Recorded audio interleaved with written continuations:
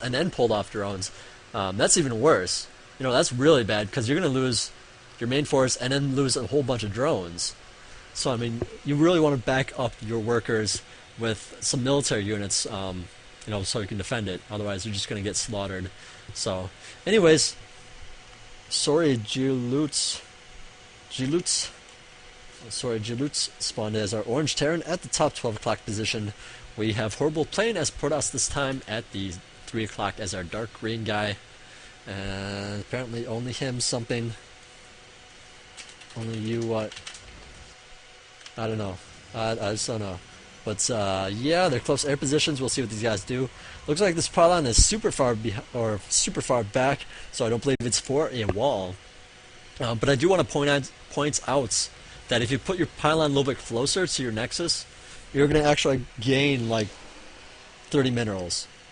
Like just moving from, instead of going here and you're moving here, you're going to actually gain like 30 minerals. You're going to mine 30 minerals that you're not going to have putting a pylon this far out. So it is a big difference because I mean my friend just showed me you know, like for example the I think it's called the Korean 4-gate, where you get you know, you don't really add on too many guys, but you 4 gates, and he showed me that you can actually get it done with at 5:15 if you put a pylon here instead of at the wall. Like, and the difference is like 15 seconds. You can get there 15 seconds before or after. So I mean, it is a pretty big deal. You actually, you know, you can actually test it out if you don't believe me. You know, test out seeing how much money you actually get. You know, have one guy start mining exactly when you send another one out to go build something. So that's just one of those things. So people know I don't really ladder, so my ladder's not the best. You know, so I don't practice ladder and I don't practice getting good because that's not my calling. Because I know I won't be really good, so I just don't ladder and all that. So I mean, I don't exactly have the best play in the world. I do play, I just not the best.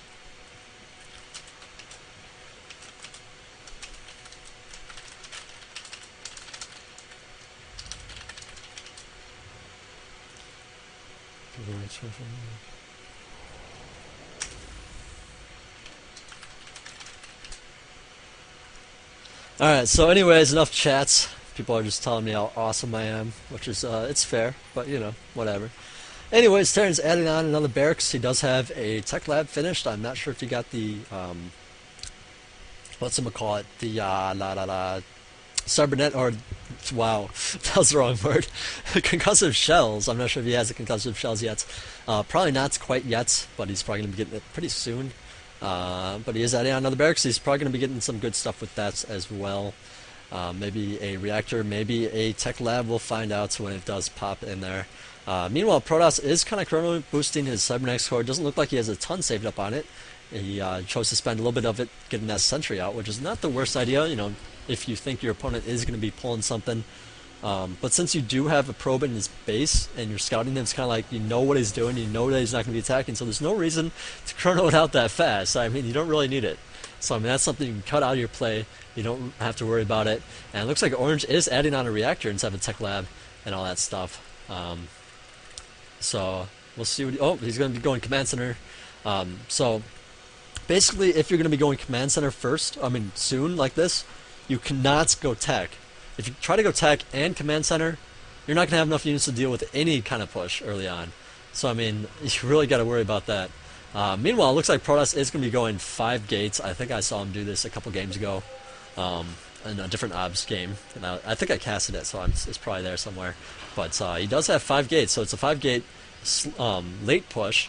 So he's going to be adding on a ton of guys, and then, you know, if Terran doesn't spot the gateways themselves, you know, he's going to be like, oh shit, there's a ton of guys at my base, you know, and not realize it. So now that it's past the 4-gate timing, it's kind of like, okay, he's not going 4 gates, so I can just, like, for Zerg, for example, this always gets me. I guess not so much for Terran, but for Zerg, it's kind of like, okay, he's not 4-gating because it's past the timing, so I'm just going to add on a whole bunch of drones, maybe take an expansion, and feel really good about it. And then a billion guys show up your base and you just die. So, I mean, it's like, you got to be really careful with that. Really, really careful.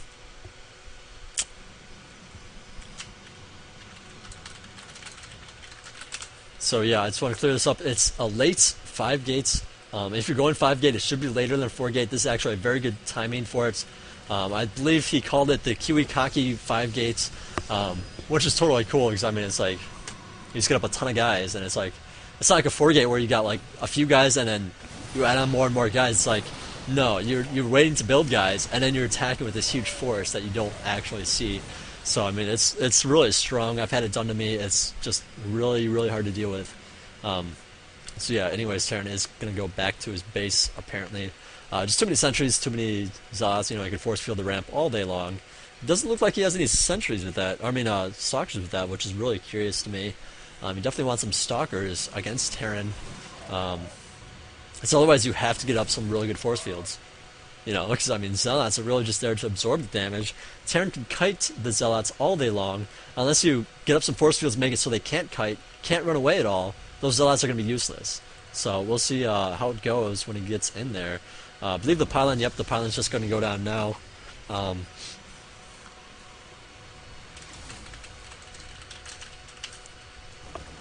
So, I don't know, it's just like I'm talking about it on the stream and people are... So no, I think he's just late about it. And I don't think so. So, anyways, bunker dead. Lots of force fields going down. Not really the best force fields, but not the worst considering the positions of everything. But it was a lot of energy.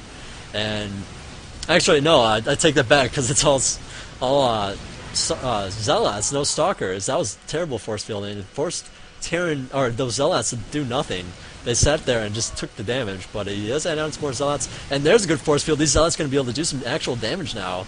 And, well, Terran's going to be losing all those guys, so Terran does not have much left. He's going to try to build another bunker, but I don't believe it's going to be a good bunker here. He's probably just going to lose it. And, well, he's got, like, a really big urge to make some spaghetti. I should go to the store and make some spaghetti when I get back. So I'm probably going to be doing that, like, after this game, because I just got the hugest urge to go get some. I'm not sure what it is, but it just popped in my head. I'm like, wow, that'd be awesome right now. So... I don't even feel like in the mood for steak. I'd rather have spaghetti right now. Like, it just sounds like so awesome. And I absolutely love steak. Anyways, I'm sorry I kind of missed all that. That was just kind of like, wow, I just really want some spaghetti. But those Zealots and whatnots, they're actually doing a lot. You know, having like one good force field at the ramp. Terran came out of his base. Not that best of an idea, but it did happen. And so it was.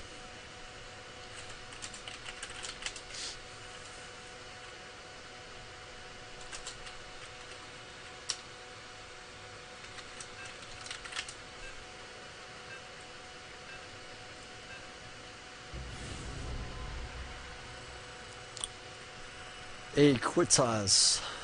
Oh, apparently Plurples is eating, making me even hungrier. But apparently this guy, Quintas, Quintas, I'm not Spanish, I don't know how to pronounce it. I'm not sure, I'm pretty sure it's Spanish, maybe it's Portuguese, I'm not sure. But he spawned at the top 12 o'clock position here as our pink person. It's not light pink, it's just the solid pink. And we have him up against Horrible once again, but Horrible is playing Zerg this time. I'm not sure if he's randomizing or if he's picking. I really should be checking that out when it shows the players up in yonder. But anyways, he spawned at the 6 o'clock here as a dark green Zerger. And, well, these positions actually I think favor Protoss more. Just because if you are going to be going in there, let me see. Wait, what?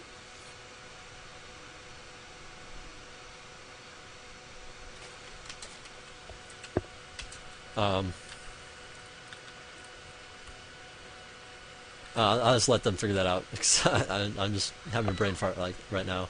So, anyways, what I was saying was I actually think, or actually feel like Protoss is more better off in these positions than with Protoss over here, because Zerg. I mean, I know, for example, I like to do a lot of early aggression. You know, if you try to do a 3-gate expand, you can certainly do a lot of early aggression against it.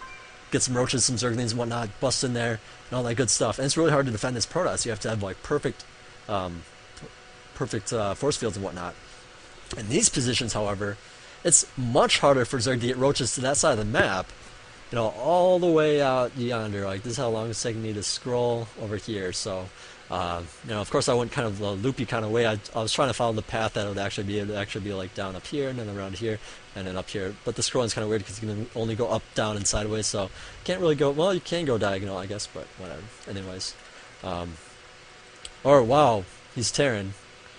I was thinking he was against Protoss. This is what happens when I get hungry. So Terran here is going 2 barracks here. Now this definitely favors Zerg over Terran because Terran, and actually I wouldn't really actually say that it favors one or the other. It really depends on how you play.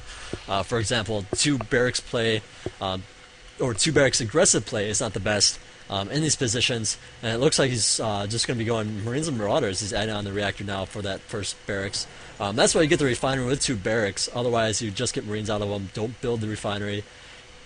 Excuse me, and then just expand behind it. I mean, that's really what you will see more commonly.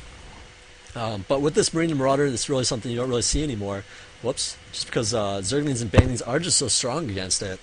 You have to have really good micro with your Marauders and Marines. And then for Zerg, if he gets just the right amount of Zerglings to Banelings, the ratio there, then Terran's going to be screwed anyways. So, I mean, it's really kind of a tricky thing to do. And if you do go this, you have to do a lot of drops. You have to expand a lot.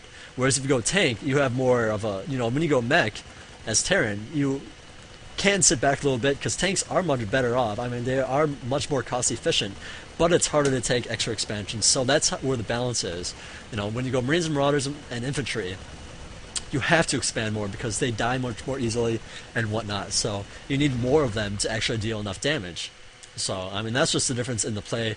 That's why Zerg units are a little bit weaker because, first, I mean, I guess it's also, whoops, it's also because they have like a billion different ways that they can harass their opponent with, Nidus, Drops, Banelings, Burrowed guys, there's so much you can do with Mutas. So, I mean, on top of that, Zerg also has very fast units, which means that they control the map more often. They can expand more and all that good stuff. And of course you can still do a tech play as Zerg instead of expanding over the place, and that will kind of work out, but since your opponent's pretty much automatically going to be teching, it's pretty much not going to help you much at all, which is why you don't really see a lot of tech plays as Zerg. I mean, you really want to get your economy going early on, and then harass and do all that good stuff. And apparently that guy's just going to explode there. I'm not sure what that was all about, but he just exploded right on top of that supply depot. Apparently you just can't walk over over buildings like that. You just die. So Quitas, I always want to say Quintas, a Quintas. I'm not sure what I told I missed. It looks like he is moving out with a bunch of Marines and that one Marauder. I'm not sure if he lost any more guys, but the Zerglings are slow and are chasing after him. Now, of course, these guys could do a little bit of micro, but it's kind of it's a hard thing to do, and I mean, you're going to be losing your guys pretty much anyway, so you might as well just let them run away. Okay, there's the micro. I think he is listening to the stream, no big deal. But I'm a little bit out of breath. I got to go eat sometime soon. But it looks like Zergling's coming in here, killing off what was the small reinforcements group from Quintas. And, well, horrible here. Just sitting back. He doesn't actually have a lot of drones. That's kind of what you do wrong as Zerg.